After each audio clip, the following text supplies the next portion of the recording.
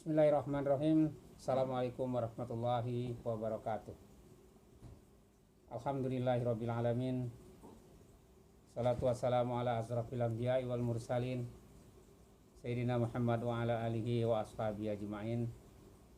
Rabbi shrah li sadri wa yassir li amri wahlul 'uqdatam min lisani yafqahu qawli, amma ba'du.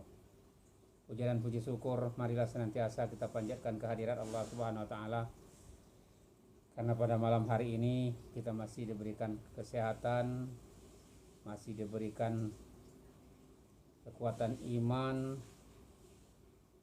masih diberikan kesempatan, masih diberi umur panjang oleh Allah Subhanahu wa taala untuk kita menjalankan kehidupan kita ini secara normal, sehingga dengan normalnya kehidupan kita ini, kesehatan yang diberikan ini mudah-mudahan bisa kita isi dengan selalu memperbanyak amal ibadah kepada Allah Subhanahu wa taala. Selawat serta salam semoga tetap dicurahkan kepada junjungan kita Nabi besar Muhammad sallallahu alaihi wasallam. Ma'asyiral muslimin rahimakumullah, ikhwani fil aqidah. Dalam kesempatan yang berbahagia ini saya ingin menyampaikan pelajaran berikutnya, dalam arti kita belajar bersama-sama. Namun sebelum saya sampaikan, ada beberapa kawan bertanya, yang disampaikan itu berasal dari apa, dari kitab apa. Yang saya sampaikan ini ada berasal dari kitab Tanbihul Ghafilin. Ini kalau dikenal di dunia pesantren adalah kitab kuning, karena memang kertasnya kertas kuning. Tapi ada juga kitabnya kitab yang kertasnya kertas putih. Jadi persoalan kitab kuning atau kitab putih itu nggak ada masalah, yang penting isinya. Tetapi memang kebanyakan di dunia pesantren memakai kitab ini, dan rata-rata kalau kitab kuning ini tulisannya gundul, artinya nggak ada tandanya di atas. Nah mungkin kalau para santri mungkin sudah tak asing lagi buku-buku kuning ini, kitab-kitab kuning ini, dan walaupun dia gundul, bagi kalangan santri insya Allah ini bisa dibaca dan bisa dipahami dengan baik. Itu sekilas tentang gambarannya. Banyak kitab-kitab kuning yang dipelajari di kalangan pesantren, baik itu salaf ataupun pesantren modern. Ma'asyiral muslimin, dalam kesempatan ini saya akan menyampaikan sebuah bab, yaitu babu silaturahmi. Bab silaturahmi. Bab silaturahmi ini cukup panjang dan cukup menyentuh perhatian kita, karena ini menyangkut muamalah bainan nas, yang efeknya akan berdampak kepada muamalah bainan nas wal Allah. Jadi hubungan kita sesama manusia itulah namanya silaturahmi, tapi dampaknya terhadap Allah itu ada, karena memang kalau kita memutuskan tali silaturahmi ini, banyak ayat Quran dan hadis Rasulullah SAW mengatakan bahwa itu adalah suatu pelanggaran terhadap syariat-syariat Islam dan sunnah Rasulullah SAW. Oleh karena itu, dalam kesempatan yang berbahagia ini saya ingin menyampaikan beberapa hadis yang berkenaan dengan silaturahmi ini. Pertama, hadis, datang salah seorang Arab kepada Rasulullah SAW, lalu dia berkata kepada Rasulullah, "Ya Rasulullah, akhbirni bima yuqarribuni minal jannah wa yuba'iduni minan nar." Wahai Rasulullah SAW, beritahu kepadaku apa-apa yang mendekatkanku kepada surgamu dan apa-apa yang bisa menjauhkan aku dari nerakamu. Lalu dijawab oleh Rasulullah SAW, qala anta abudallah. Pertama kata Rasulullah, kamu harus menyembah Allah. Ini memang kunci, karena memang kita diciptakan oleh Allah Subhanahu wa taala ke dunia ini tak lain dan tak bukan hanyalah untuk menyembah Dia. Wa ma khalaqtul jinna wal insa illa liya'budun. Tidaklah aku ciptakan jin dan manusia itu kecuali hanya untuk menyembah kepadaku.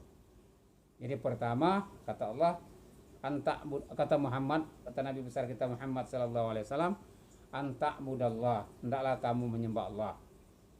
Nah, kalau kita di dalam Islam, umat Islam ini menyembah Allah itu salah satunya kita sholat 5 waktu.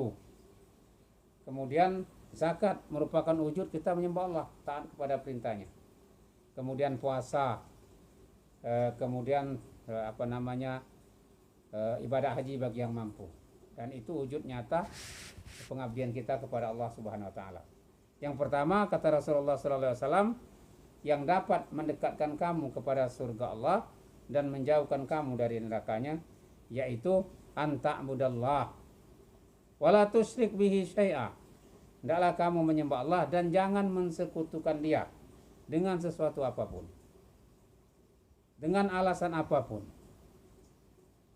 Syirik kepada Allah ini kadang-kadang enggak kita sadari, nyerempet dikit-dikit, menurut kita enggak, tapi mungkin saja itu menurut Allah syirik. Mungkin kita tidak bermaksud untuk syirik kepada Allah, tetapi karena memang perbuatan kita itu mengarah kepada itu, sehingga dikategorikan sebagai perbuatan-perbuatan syirik. Banyak contohnya yang terjadi di tengah masyarakat ini, hal-hal yang membuat kita dianggap dikategorikan sebagai perbuatan-perbuatan syirik, padahal sebenarnya kita tidak melakukan, padahal sebenarnya kita tidak bermaksud untuk itu. Maka hati-hati dalam hal ini, hendaklah kita waspada, jangan sampai pekerjaan kita yang kita anggap itu biasa-biasa saja setiap hari, justru itu dikategorikan sebagai pekerjaan syirik. Anta'budallaha wa la tusyrik bihi syai'a. Lalu yang kedua, wa tuqimus shalat. Mati bagi kita umat Islam, itu yang membedakan daripada umat-umat yang lain, daripada agama-agama lain, itu adalah sholat salah satunya. Jadi sholat ini dia sangat menentukan, karena ketika sholat kita bolong-bolong atau bahkan nggak kita kerjakan, maka nggak ada nilainya. Semua amal ibadah yang kita lakukan itu nggak dianggap oleh Allah Subhanahu Wa Taala. Sedekah kita nggak dianggap, puasa kita nggak dianggap, haji kita nggak dianggap, apalagi pekerjaan-pekerjaan amal ibadah kita. Kalau sholat ini kita abaikan, bolong-bolong, bahkan mungkin tidak kita lakukan sama sekali, maka semua amal-amal yang saya sebutkan tadi dan banyak-banyak amal yang lainnya itu tidak akan dihitung oleh Allah Subhanahu wa taala sebagai amal ibadah kita. Maka sesulit apapun kondisi kita, dimanapun kita berada, sholat ini adalah wajib. Saking wajibnya sholat ini, Allah memberikan kepada kita, ketika kamu dalam perjalanan qasar, jamak, kalau memang waktunya tidak memungkinkan. Atau mungkin ketika kamu sakit, nggak bisa menyentuh air, tayamum. Atau mungkin ketika kamu sakit juga nggak bisa duduk, nggak bisa berdiri, duduk, nggak bisa duduk tidur, nggak bisa tidur dengan gerakan mata. Ini apa artinya? Artinya sholat itu wajib kapanpun dan dimanapun kita berada. Itu yang kedua. Lalu yang ketiga, waktu zakat, nah mengeluarkan zakat. Jadi banyak ayat Al-Quran itu yang bergandengan, aqimus sholat wa atuz zakat. Jadi orang sholat itu wajib zakat, orang zakat wajib sholat. Nah itu dua kata dan dua perbuatan yang tidak bisa dipisahkan. Jadi ketika orang itu melakukan sholat, maka dia wajib melakukan zakat juga. Ketika dia melakukan zakat, maka wajib dia melakukan sholat. Kalau salah satu dari kedua itu enggak dikerjakan, maka enggak sempurna, bahkan mungkin akan membawa mudarat, mungkin rusak amal ibadah kita ini, rusak keislaman kita ini, kalau salah satunya itu kita tinggalkan. Jadi dua-duanya harus menyatu dalam sesuatu diri manusia. sholat wa aqimus sholat wa atuz zakat. Kita mengerjakan sholat dan mengeluarkan zakat, wajib dua-duanya. Lalu yang ketiga, nah ini yang bab yang harus kita bahas pada kali ini, yaitu apa kata Allah, satu hal yang bisa mendekatkan kamu kepada surgaku dan menjauhkan kamu dari nerakaku. Kata Allah, ada yang keempat adalah wa tasilur rahim, yaitu menjalin tali silaturahmi. Bagaimana dan kepada siapa menjalin tali silaturahmi ini? Ya, nanti kita jelaskan di hadis-hadis berikutnya. Sebelum saya lanjutkan ini, saya ucapkan terima kasih kepada saudara-saudara, kawan-kawan yang sudah bergabung. Mudah-mudahan ini bisa menambah ilmu kita, bisa menambah wawasan kita, sehingga meningkatkan amal ibadah kita kepada Allah Subhanahu wa taala. Yaitu saya ulangi sekali lagi, ada 5 perkara yang dapat menjauhkan kita dari neraka Allah dan mendekatkan kita kepada surga. Yang pertama, hendaklah kita menyembah Allah, jangan menyekutukan Dia. Kemudian yang kedua, kita mendirikan sholat. Yang ketiga, mengeluarkan zakat. Dan yang keempat adalah menjalin tali silaturahmi. Jadi mohon maaf, itu ada 4.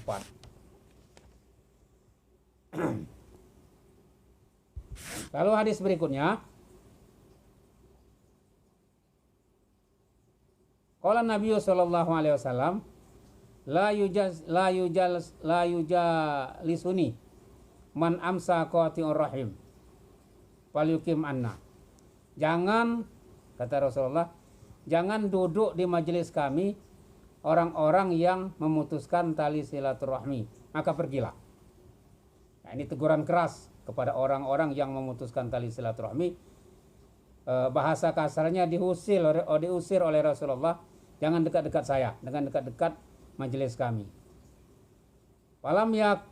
Falima yakumu ahadun illa rajulun kana min aqdul khalfah wa makasa ghairu ba'id. Maka kenapa salah seorang ada yang berdiri di belakang, kata Rasulullah, yang enggak jauh dari kita. Sumaja'a faqala lahu Rasulullah sallallahu alaihi wasallam, maka orang itu datang menghadap Rasulullah dan Rasulullah berkata kepadanya, malaka lima yakum ahadun min khilqati ghairaka. Kenapa kamu, kata Rasulullah, bangun berdiri dari jauh dari kami? Maka orang itu berkata, qala ya Nabi Allah, wahai Nabi Allah Muhammad, sami'tul ladzi qulta, saya mendengar apa yang kau katakan wahai Rasulullah. Apa yang dikatakan oleh Rasulullah? Yang dikatakan oleh Rasulullah tadi, jangan mendekati majelis kami orang-orang yang memutuskan tali silaturahmi. Maka orang itu mengatakan bahwa saya mendengar ya Rasulullah apa yang kau katakan itu. Fa'ataitu halatali kanat tusorimuni. Maka setelah mendengar kata-kata itu, saya mendatangi bibiku, katanya, ya Rasulullah, yang tadinya dia memutuskan tali silaturahmi denganku. Faqalat ma jaa abik. Maka bibiku berkata, kenapa engkau datang ke sini, wahai fulan? Apa gerangan yang membuat kau datang? Karena bibinya sudah lama enggak menegur dia, bahkan memutuskan tali silaturahmi dengan orang itu. Fa akhbartuha billazi qulta. Maka aku mengabarkan kepada bibiku apa yang kau katakan ya Rasulullah, bahwa Rasulullah pernah bersabda bahwa jangan mendekati majelis kami orang-orang yang memutuskan tali silaturahmi. Dan itu kusampaikan, katanya, kepada bibiku. Wastaghfar li wastaghfartulha. Maka bibiku memaafkanku, mengampuniku, meminta ampun kepada Allah untukku, dan aku pun demikian. Qala Nabi sallallahu alaihi wasallam, ahsanta ijlis. Itu, kata Rasulullah, itu adalah perbuatan yang baik yang telah engkau lakukan. Maka duduklah di sini, di majelis kami. Illa annar rahmah lan tanziru ala qaumin fihim qati'ur rahmah. Sesungguhnya kata Rasulullah, rahmat itu tidak turun kepada suatu golongan atau suatu kaum yang memutuskan tali silaturahmi. Yang memutuskan tali silaturahim. Artinya yang mengadakan permusuhan. Karena kalau orang sudah mengadakan permusuhan satu sama lain, otomatis tali silaturahmi itu putus. Karena sudah timbul rasa benci, sudah timbul rasa dendam, sudah timbul rasa apa saja rasanya, rasa di hatinya karena sudah ada permusuhan.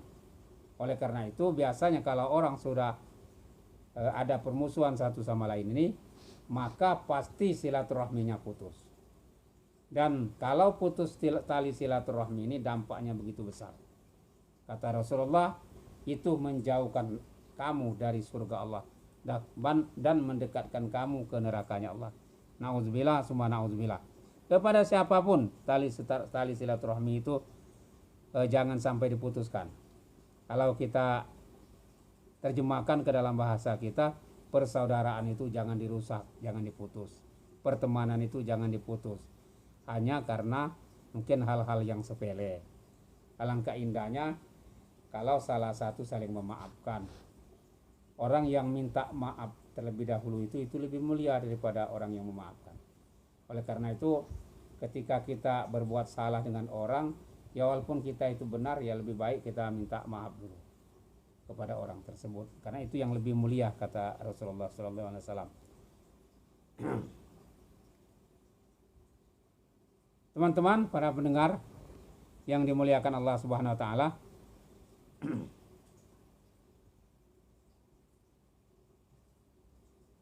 hadis berikutnya, waqala al-faqih rahimahullahu taala, faqih pengarang buku ini mengatakan bahwa fil khabar, hadis yang di atas, dalilun ala anna qati'ur rahim, ala anna qati'ur rahim, ala anna qat'ur rahim.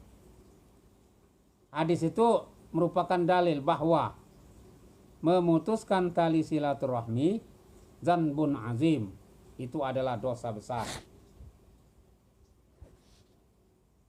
Li'annahu yamna'ur rahma anhu, karena memutuskan tali silaturahmi itu menghalangi turunnya rahmat dari Allah Subhanahu Wa Taala.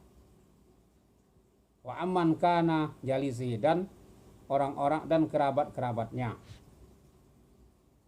Wal wajib alal muslim ayyatuba min qat'ir rahim wa yastaghfirullah ta'ala wa yasilu rahimahu.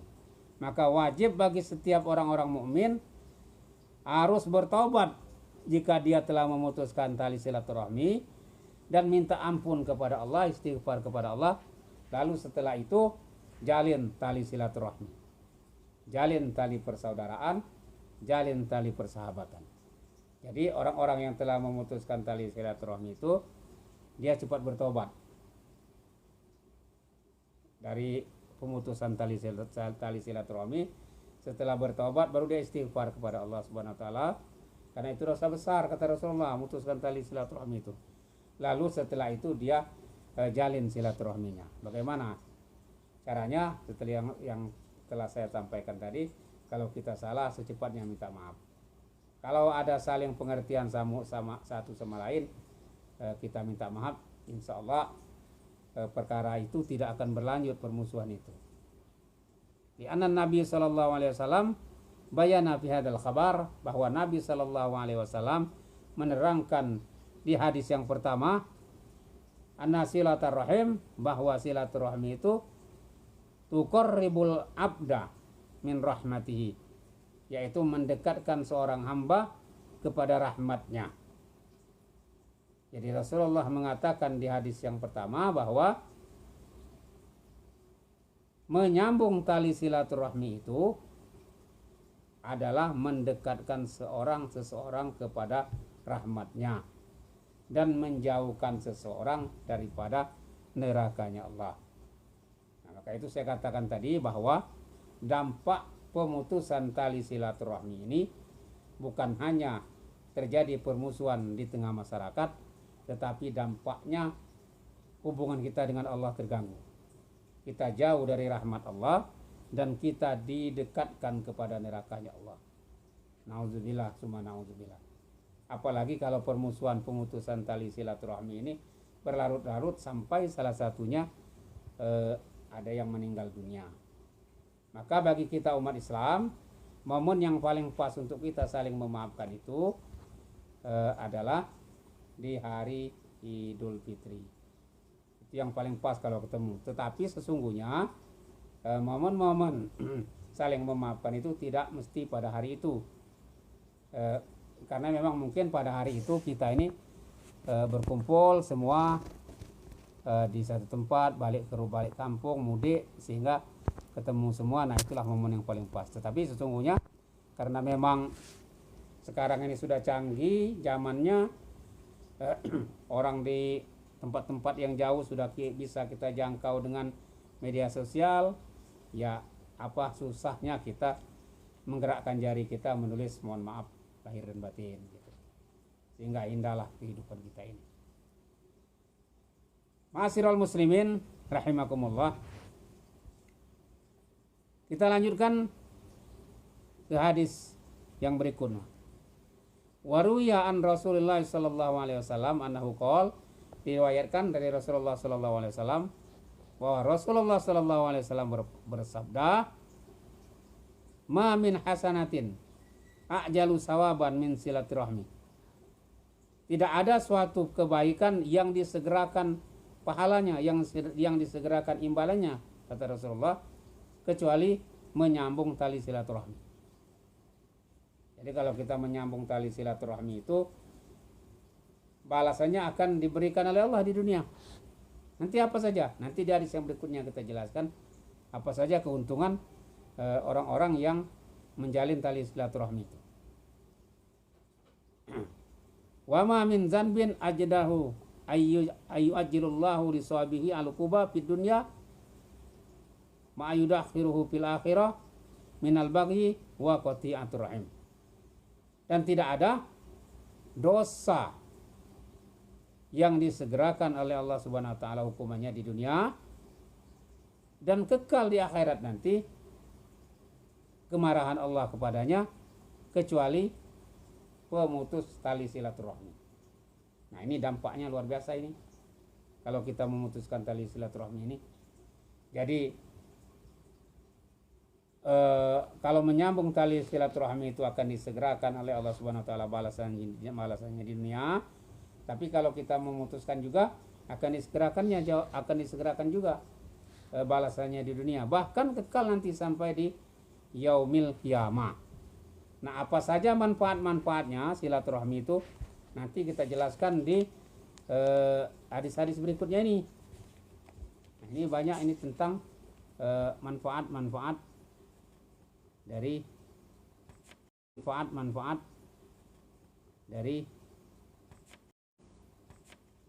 silaturahmi ini.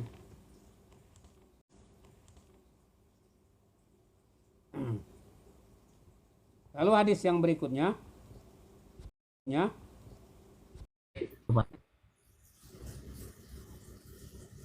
Ja'a rajulun ila Nabi sallallahu alaihi wasallam faqala inna li arhaman aslun wa yaqta'uni. Ya Rasulullah, kata orang itu, sesungguhnya saya ini mempunyai kerabat. Tapi dia memutuskan saya. Dan saya telah memaafkan dia. Lalu dia menzalimi saya. Dan dia menyakiti saya. Dia memutuskan tali silaturahmi dengan saya memaafkan. Kemudian dia menzalimi saya lagi. Dan saya berbuat baik padanya, dia menyakiti saya lagi. Apa katanya? Apakah saya berbuat demikian juga dengan dia? Jadi apakah dia orang berbuat salah sama saya, apakah saya juga balas dengan berbuat salah sama dia? Jadi kalau orang menyakiti saya Rasulullah, apakah saya balas dengan menyakiti dia juga, katanya. Gitu. Maka Rasulullah SAW bersabda, "La, jangan kau lakukan itu," kata Rasulullah. dan tastariqan. Jika kamu berbuat seperti itu, maka sesungguhnya kamu sama dengan dia, suka menyakitin orang. Nah, jadi ini pelajaran berharga bagi kita, saudara-saudara sekalian. Ketika kita disakitin oleh orang lain atau dizalimin oleh orang lain, maka jangan dibalas dengan menyakiti dia juga. Maka jangan dibalas dengan menzalimi dia juga. Ketika kita dihina oleh orang lain, maka jangan dibalas dengan menghina dia juga. Kenapa kata Rasulullah? Kalau kamu melakukan itu, tastarikuna jami'an. Maka kalau kamu melakukan itu kata Rasulullah, kamu sama seperti dia. Gitu. Walakin khud bil fadli wasilhum. Akan tetapi kata Rasulullah, lakukanlah hal-hal yang terbaik dengan dia dan jalin tali silaturahmi. Nah, ini harus tumbuh kesadaran dalam diri kita bahwa siapa yang lebih dahulu memaafkan itulah orang yang lebih baik di hadapan Allah Subhanahu wa taala. Kita ini kadang-kadang terbawa oleh gengsi, terbawa oleh harga diri. Ya, ngapain saya minta maaf sama dia? Dia itu kan umurnya di bawah saya, atau dia itu kan masih tata sosialnya di masyarakat masih di bawah saya, masih keponakan. Ya, ngapain saya minta maaf sama dia? Nah, itu kadang-kadang muncul sifat ego semacam itu. Sebenarnya itu ya nggak boleh. Siapa yang sempat minta maaf duluan, itulah yang lebih bagus. Dan sekali lagi, ketika ada orang yang menzalimi kita, ketika ada orang yang berbuat dengan kita, jangan dibalas dengan perbuatan jahat. Tetapi kata Rasulullah, khud bil fadli wasilhum.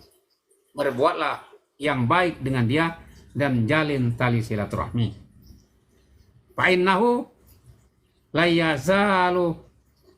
yazala maka zahirun minallahi ta'ala ma kunta ala dzalika. Karena kenapa? Kata Rasulullah, sesungguhnya pertolongan Allah tidak akan sampai kepadamu jika kamu melakukan itu. Jadi jika kita membalas orang yang berbuat zalim dengan kita dengan perbuatan zalim juga, kemudian menyakiti orang yang menyakiti kita, karena itu balasan buat dia, kata kita yang seimbang, sesungguhnya hal demikian itu nggak baik. Karena kenapa? Karena pertolongan Allah tidak akan sampai kepada orang-orang itu. Jadi kata Rasulullah, kalau kita diperlakukan orang semacam itu, ya sudah, khud bil fadli wasilhum. Lakukanlah hal-hal yang baik kepada dia dan jalin tali silaturahmi. Sebagaimana kita ketahui bersama-sama dalam sejarah bahwa berapa banyak orang yang telah menyakiti Rasulullah Sallallahu Alaihi Wasallam itu dalam dia menyebarkan Islam, dalam dia mensiarkan Islam ini, tetapi satu pun tidak ada yang dibalas dengan apa yang mereka sakiti. Ketika beliau diludahi oleh orang, dia tidak membalas meludahi lagi. Ketika dia mau dibunuh oleh orang, malah dia beri maaf orang itu. Nah, gitulah datangnya Rasulullah SAW ini rahmatan lil alamin. Nah, akhlak semacam inilah yang mestinya harus kita contoh. Enggak mungkin lah saya yang contoh akhlak semacam itu. Itu berat, itu kan khusus Nabi. Rasulullah itu adalah uswatun hasanah. Itu adalah uswatun hasanah kita, suri tauladan bagi kita. Jadi disitulah letaknya datangnya Rasulullah SAW ke dunia ini, kata Allah, hanya untuk menyempurnakan akhlak manusia. Innama bu'istu liutammima makarimal akhlak. Sesungguhnya aku diutus ke dunia ini, kata Rasulullah, untuk menyempurnakan akhlak manusia. Ini salah satunya akhlak manusia. Ketika kita memutuskan tali silaturahmi, berarti akhlak kita nggak bagus. Siapa yang harus memulai menyambung kembali tali silaturahmi itu, itulah orang yang lebih mulia di hadapan Allah Subhanahu wa taala. Wa yuqalu salah satu min akhlaqi ahlil jannah. Ada 3 akhlaknya penduduk surga itu. Pertama, al-ihsan ilal masih, berbuat baik kepada orang yang menyakiti dia. Itu tanda-tandanya kalau kita melakukan itu, kita telah mengikuti pekerjaan ahli surga. Lalu yang kedua, wal afu aman zalamahu, yaitu memberi maaf kepada orang yang menzaliminya. Jadi sebesar apapun kebencian orang dengan kita, orang menzalimi kita itu, maka penduduk ahli surga itu salah satu ciri pekerjaan mereka itu memaafkan orang-orang yang menyakitinya. Kemudian wal baslu liman aromahu, yaitu berbuat baik kepada orang lain.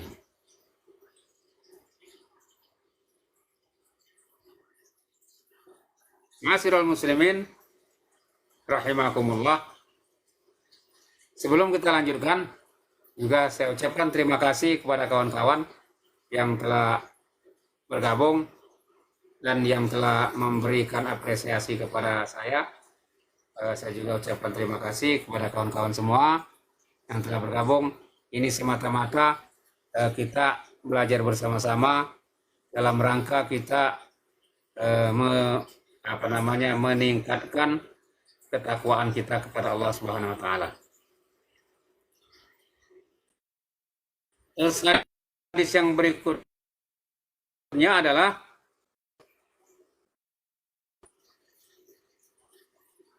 Yasila rahimahu wa qad baqiya min umrihi salasatu ayyam. Dan dikatakan tafsiran dari firman Allah Subhanahu wa taala, wa yamhullah ma yasha wa yusabbit. Allah merubah takdir dan menetapkannya sesuai dengan yang dia kehendaki. Maka tafsiran ayat ini, innar rajula la yasila rahimahu wa qad baqiya min umrihi salasatu ayamin. Barang siapa yang menyambung tali silaturahmi, maka umurnya akan bertambah 3 hari. Fayazidullahu fi umrihi salasina sanatan. Dan Allah akan menambah umurnya menjadi 3 tahun. Orang yang menjadi, karena itu wa yusabbitu ma yasha. Wa yamhullahu ma yasha wa yusabbit. Allah merubah takdir itu dan menetapkannya sesuai dengan dia mau. Jadi di sini dikatakan bahwa orang yang menyambung tali silaturahmi akan memperpanjang umurnya menjadi 3 tahun.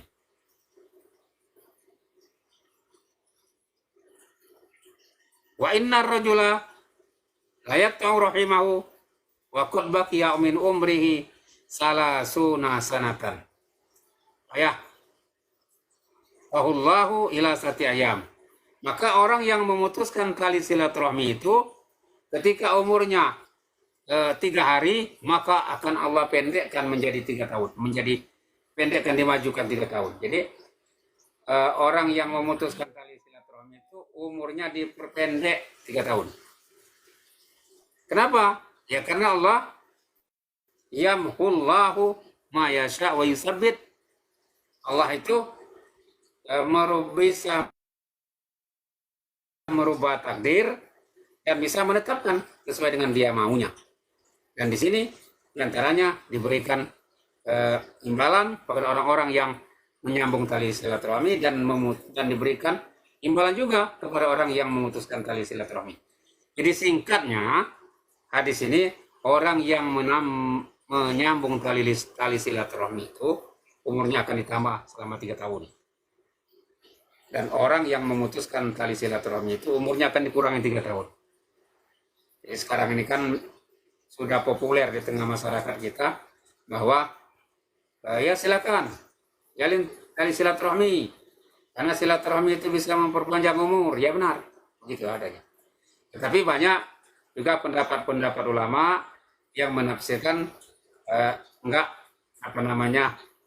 secara fakta memperpanjang umur, tidak. Nah, maka kita lanjutkan ke keterangan berikutnya, bagaimana pendapat ulama tentang hal ini, apakah sesungguhnya umur itu memang ditambah atau bagaimana gitu. Baru ya Sauban an Rasulullah sallallahu alaihi wasallam annahu qol, bahwa Rasulullah sallallahu alaihi wasallam bersabda, la yuradul qadru illa du'a. Takdir itu tidak akan ditolak. Takdir itu tidak akan berubah. Jadi doa itu bisa merubah takdir. Doa bisa merubah takdir karena itu sudah pas Allah kalau dia kabulkan itu.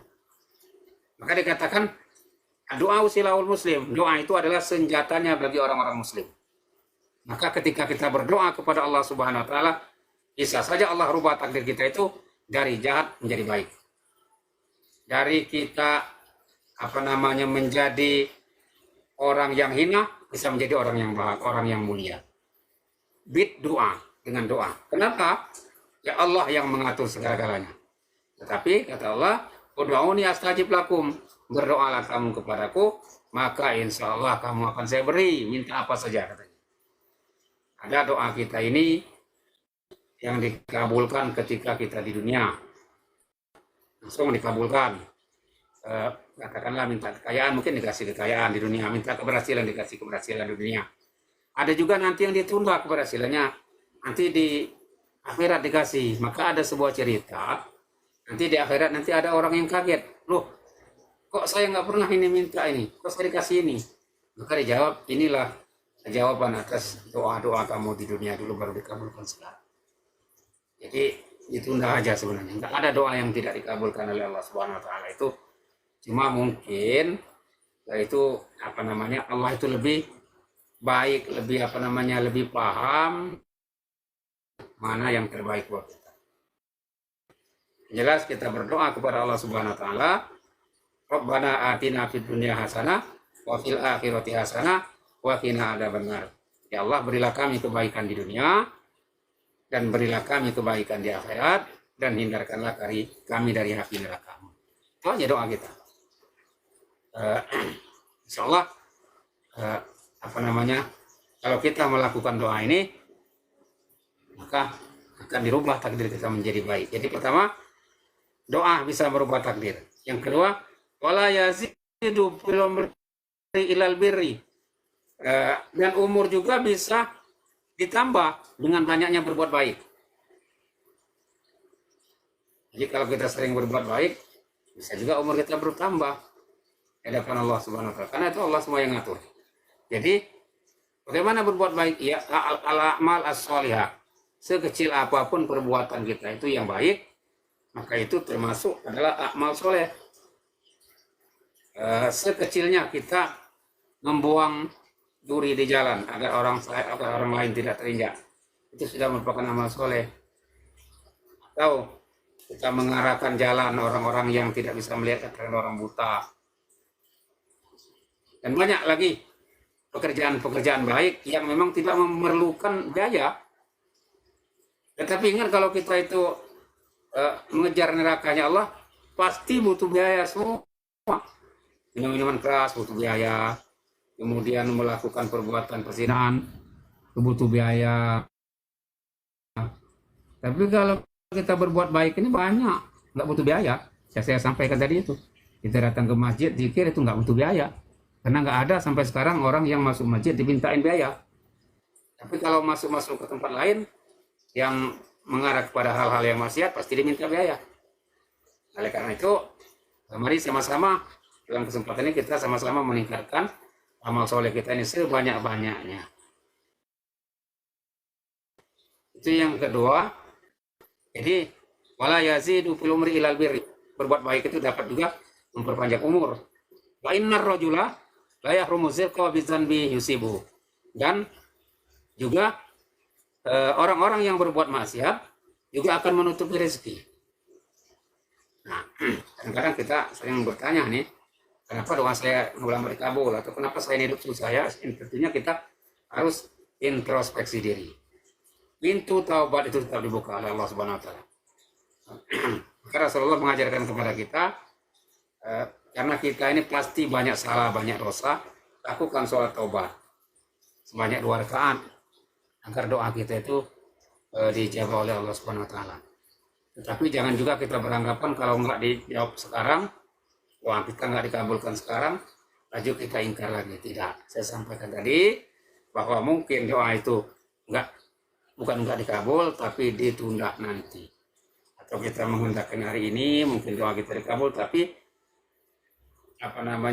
baru dikabulkan 10-15 tahun yang akan datang, itu pun bentuknya beda. Bukan seperti yang kita minta. Tapi mungkin lebih baik, tapi bentuknya berbeda. Maka tugas kita adalah berhusnuzon dengan Allah.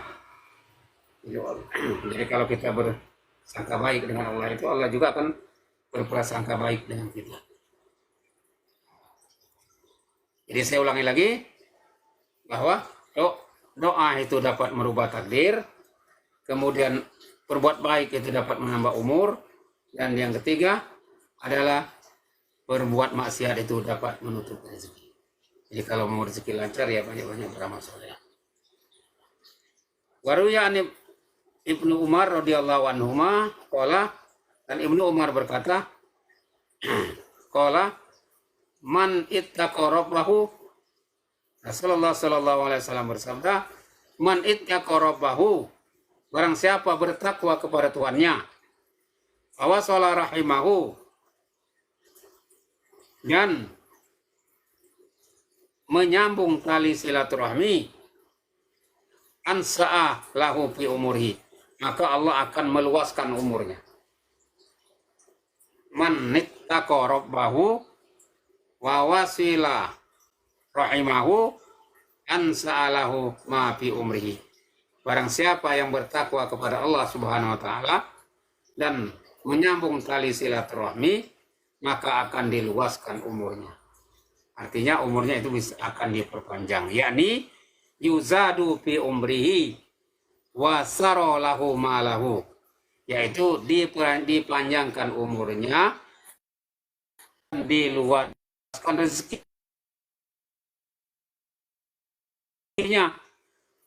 wa saro lahu maluhu, dan diluaskan sih, yaitu wahib bahu ahlahu, dan saudara-saudaranya yang lain banyak suka kepadanya. Jadi kuncinya pertama, bertakwa kepada Allah Subhanahu wa taala dan jalin tali silaturahmi. Insya Allah umurnya akan bertambah dan saudara-saudaranya juga akan menjadi senang, sahabat-sahabatnya akan menjadi senang, kerabat-kerabatnya akan menjadi senang ketika kita menyambung tali silaturahmi ini. Wa qala al-faqih rahimahullahu taala, qad ikhtalafu fi ziyadatil umur. Nah, sini mereka berselisih paham tentang penambahan umur yang saya sampaikan tadi. Faqala ba'duhum, sebagian ulama itu mengatakan al-khabar ala zahirihi, bahwa hadis itu menjelaskan tentang zahirnya. Anna man wasala rahimahu yuzadu fi umri, bahwa barang siapa yang menyambung tali silaturahmi maka akan bertambah umurnya. Itu yang ada yang berpendapat secara zahir. Qala ba'duhum, dan sebagian lagi ada yang berpendapat la yuzadu fil ajal, tidak menambah umur secara zahir. Li anna Allah taala, karena Allah Subhanahu wa taala berfirman, fa idza jaa ajaluhum la yastakhiruna sa'ata wa la yastaqdimun. Barang siapa yang telah sampai ajalnya, tidak diakhirkan dan juga tidak dimajukan. Jadi sebagian berpendapat itu tidak menambah umur silaturahmi itu. Kenapa? Karena Allah sudah telah berfirman, ketika ajal telah sampai maka tidak diakhirkan dan tidak dimajukan. Walakin makna ziyadatul umri, akan tetapi makna bertambah umur itu ayak tuba sawabahu ba'da mautihi, yaitu pahala-pahalanya terus ditulis nanti setelah dia meninggal. Jadi begini, kalau kita melakukan silaturahmi, menjalin silaturahmi, nanti di akhirat nanti pahala silaturahmi itu akan kita rasakan. Wa idza katabalahu sawabahu ba'da mautihi fa ka'annahu yazidu fi umrihi. Nah, maka ketika pahala itu dicatat ketika dia mati, maka itu seakan-akan menambah umurnya. Jadi orang yang pahalanya banyak di akhirat itu secara logikanya umurnya panjang di dunia. Gitulah. Jadi yang jelas apapun maknanya, yang jelas menyambung tali silaturahmi itu dianjurkan oleh Allah Subhanahu wa taala, dan juga Rasulullah SAW juga menganjurkan hal itu untuk menyambung tali silaturahmi ini. Jangan sampai diputus, karena itu dampaknya sangat-sangat berbahaya bagi kita. Karena yukol, dan dikatakan idza kana laka qaribun walam tamshi ilaihi birijlika. Nah, ketika kamu memiliki kerabat, tetapi kamu tidak pernah berjalan ke sana, tidak pernah mengunjungi dia. Walam tu'tihi min malika, dan kamu tidak pernah memberi sebagian harta kamu. Kamu tidak pernah bersedekah kepada kerabat-kerabat kamu itu, fakot kotik lahu, maka sesungguhnya engkau telah memutuskan tali silaturahmi dengan mereka. Jadi jika kita ada saudara, kita tidak pernah mengunjungi dia, dan kita juga tidak pernah memberi apa-apa dengan dia dari harta kita, maka sesungguhnya itu berarti kita telah memutuskan tali silaturahmi. Nah, tetapi sekarang ini sudah zaman canggih, mungkin kita tidak bisa untuk berjalan kepada dia, kita tidak bisa mungkin untuk mengunjungi dia secara zahir. Kita bisa sekarang karena zaman canggih ini lewat SMS, lewat WA, lewat Facebook dan lain sebagainya. Cukup menanyakan apa kabar. Dan lebih baik lagi kalau saudara kita itu ya dikirim, diberikan pulsa, apa gitu yang bisa kita berikan dari harta yang kita miliki. Agar jangan sampai kita dikategorikan oleh Rasulullah SAW orang yang memutuskan tali silaturahmi itu. Jadi sekarang ini tidak ada alasan bagi kita untuk tidak berkomunikasi dengan saudara itu, apalagi dengan orang tua. Belum sempat kita berkunjung lewat media sosial, karena nggak ada lagi daerah yang tidak terjangkau oleh media sosial ini, baik itu SMS, baik itu WhatsApp, baik itu TikTok dan lain sebagainya. Itu semuanya daerah-daerah yang berada di Indonesia ini, insya Allah sudah 90% dijangkau oleh alat-alat komunikasi ini. Maka tidak ada alasan bagi kita untuk tidak berkomunikasi dengan saudara-saudara kita.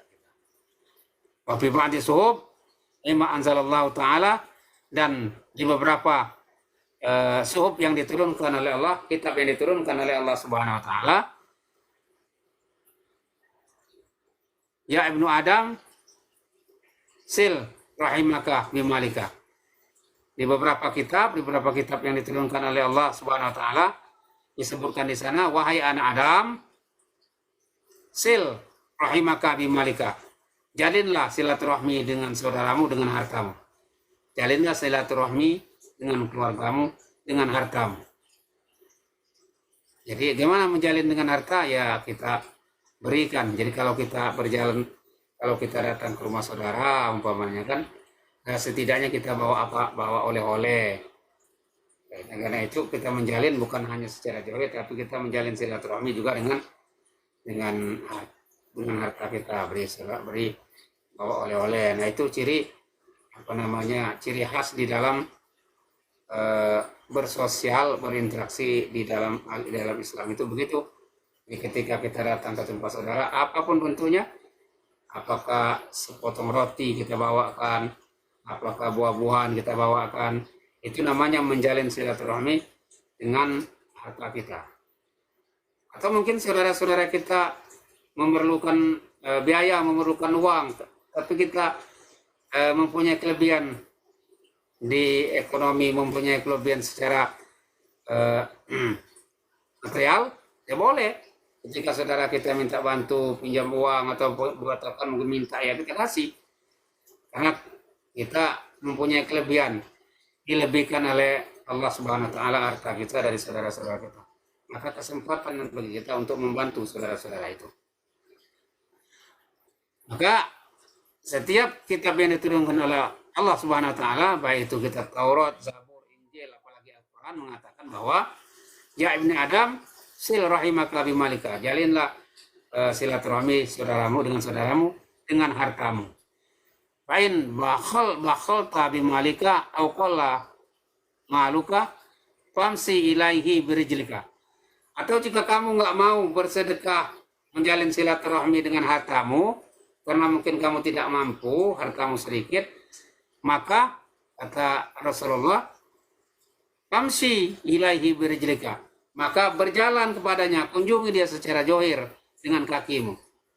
Sekarang kan mungkin nggak berjalan dengan kaki, berjalan mungkin menggunakan motor, menggunakan mobil. Tengok mereka kalau kita nggak mampu itu, kalau kita nggak mampu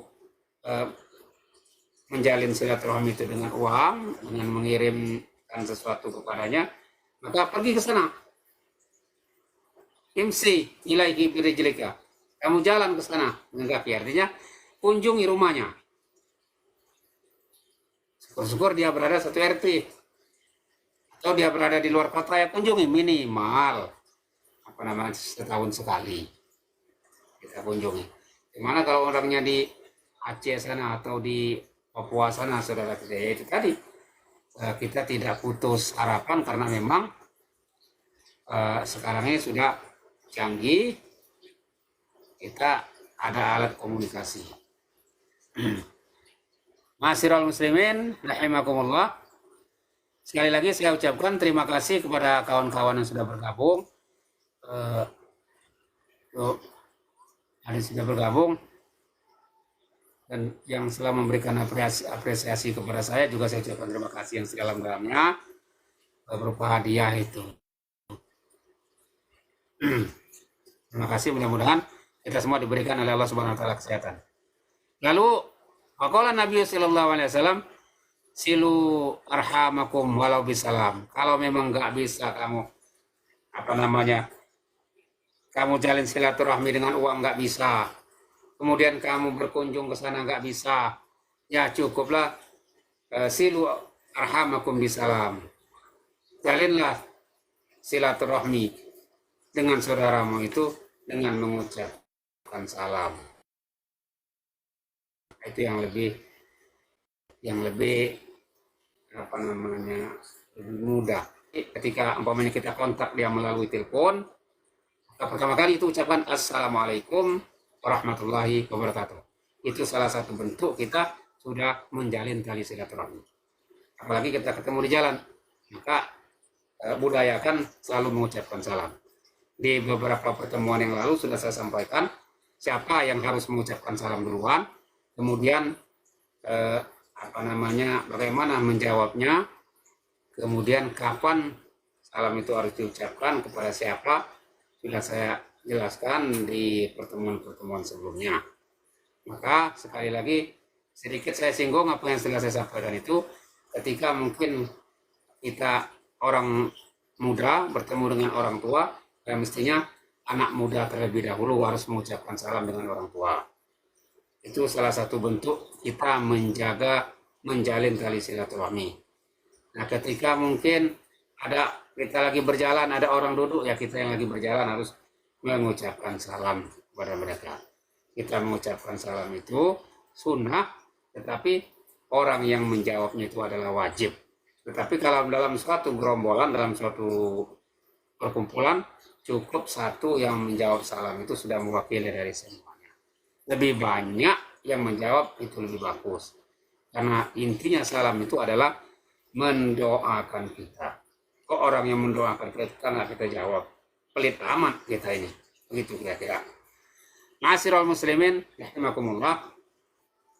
Saya kira ini yang dapat saya sampaikan pada malam hari ini. Mudah-mudahan ini bermanfaat bagi kita semuanya. Sekilas tentang silaturahmi ini. Tetapi saya sampaikan insya Allah di minggu-minggu di hari besok malam akan kita lanjutkan lagi ini lanjutkan lagi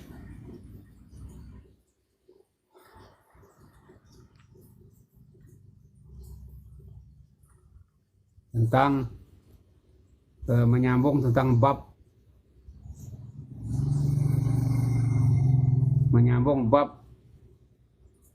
silaturahmi ini. Mudah-mudahan ini bermanfaat bagi kita semuanya, dan saya akhiri. Wallahu muwaffiq ila aqwamit thoriq. Wassalamualaikum warahmatullahi wabarakatuh.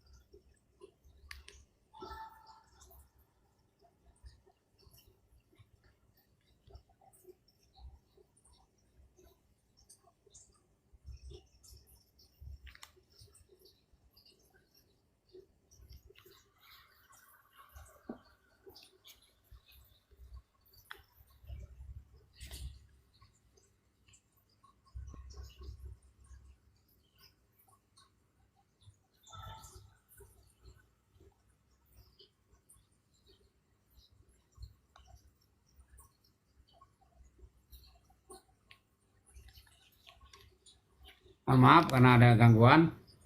Saya ulang lagi. Mudah-mudahan ini bermanfaat bagi kita semuanya. Insya Allah besok malam akan kita lanjutkan lagi, melanjutkan kepada hadis yang berikutnya. Sedikit saya kasih gambaran bahwa apa yang mesti menjadi kewajiban sama. Kewajiban itu baik itu orang muslim ataupun orang kafir sama. Itu ada 3 hal. Itu lebih rincinya besok malam besok insya Allah kita lanjutkan. Kurang dan lebihnya ini saya mohon maaf kawan-kawan semuanya, dan terima kasih kepada kawan-kawan yang sudah bergabung. Mudah-mudahan ini kita kerjakan bersama-sama sehingga kita ini menjadi lebih baik ke depan, sehingga betul-betul Islam ini menjadi rahmatan lil alamin, tidak terpecah-pecah, tidak ada permusuhan-permusuhan, baik itu sesama saudara, kerabat dekat, dan seluruh umat manusia yang ada di dunia ini, kita tetap menjalin tali silaturahmi kita. Saya kira ini kawan-kawan yang dapat saya sampaikan. Kurang dan lebihnya saya mohon maaf. Sekali lagi saya ucapkan kepada kawan-kawan yang telah bergabung. Wassalamualaikum warahmatullahi wabarakatuh.